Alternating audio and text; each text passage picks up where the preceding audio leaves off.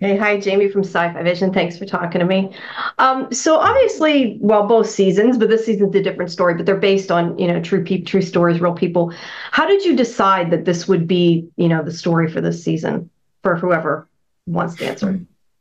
I think after we listened to the podcast of this season, it was the third season of the podcast, this story was, I think, just clearly the right one to do next. It was really captivating on a lot of different levels. And the goal was to kind of expand upon the first season, the themes and the ideas of it. So I think we got to do that here. We got to take the idea of, systemic issues in medicine and take it global and take it out of America and away from American medical system and into a place, Sweden, where we think of as the highest bar of medicine. And that was interesting. And then to have this love story attached to it and to understand Paulo's journey through the eyes of this woman was an interesting challenge. How do you balance kind of what you, I guess, take that's real and what you add? Because obviously, since it is a true story, you can't warp it too much. Yeah, it's funny. It all gets kind of like jumbled in your brain eventually. Did I make that up? No.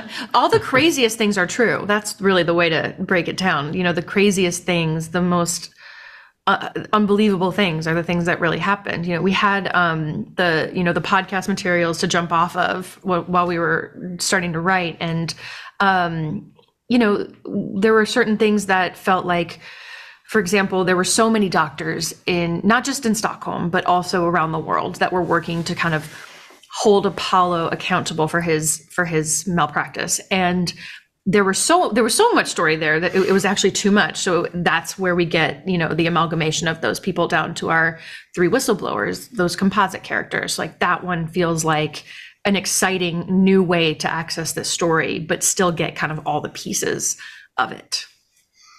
Do you have anything to add? I don't want to give it here. No, but it's always look. Our primary goal as storytellers is to entertain, right? And that's number one. And with the podcast, we had such an extraordinary wealth of material to draw from. The goal ultimately is to ensure that what you're getting at the end of the day is that you are conveying the themes that you're trying to convey. And it may not all be exactly how things are happen in real life. We're not making a documentary, but at the end of the day, we got to make sure that we're trying to get across the point that we're trying to get across. And in this case, it really is about not just empowering patients, which is a primary goal of what we're trying to do, but also to ensure that people feel like they're empowered to speak up when they see that something is wrong, right? I always talk about, again, I'm not playing favorites, but with what Ashley Michael and her team did this season, my personal favorites are the whistleblowers. Like I find their story to take what we sort of did with season one with Christian and Alec. And they deepened these characters and their relationships, and it was far more humanistic. There was a complicity with these characters, right, that I found was extraordinarily compelling.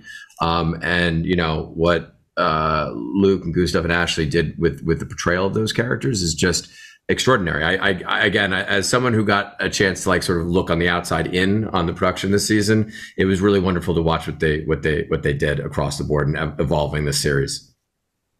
Do you ever worry, because it is based on something that obviously really negatively affected a lot of people, that anyone could be upset by the way that that it's brought together or anything like that? Yeah, it was important to us to name the victims and keep those stories as close to reality as possible, to really kind of honor what them and their families had gone through. So, my hope is that they watch this story and there's a bit of catharsis from watching Paulo be held accountable. Can you talk about casting? Sure. I'll talk about it all day. So, Edgar came up in my mind pretty early as I was writing the pilot, and I didn't know then what I know now, which is that he's so much more Paulo than I could have imagined in all of the good ways and none of the bad ways. Thank God. Yeah, Thank God. So he speaks all the languages that Paulo speaks, and he has this background in journalism that I think gave him an interesting point of view into Benita's character. And he's so incredibly charming and smart.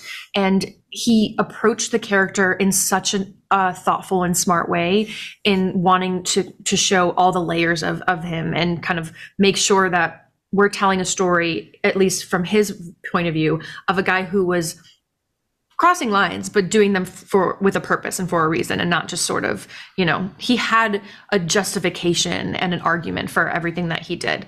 We do not agree with the actions that he took, of course, and the ethical lines that he crossed, but he was, in his mind, trying to move this medicine forward.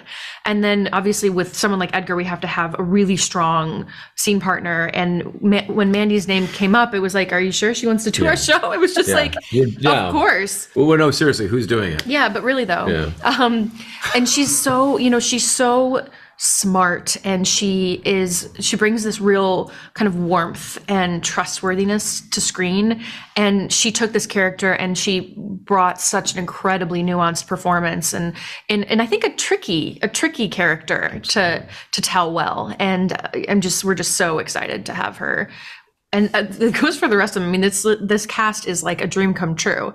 And then the three whistleblowers, each individually, they are their people, and when you put them together, they are just like a magic stew of like spark and chemistry, and they're fun together, and they fight well. And it's like, I think that we really, I don't know, there's like a lot there that I'm excited for audiences to meet these characters. Well, I enjoyed it anyway, so thank you. I'm excited to talk about it. So thank you for your time. Have a good rest of your evening. Thank you so much. I love your backdrop too. Oh, thank you. Space. So cool. Thank you. Happy holidays. You too. Bye-bye.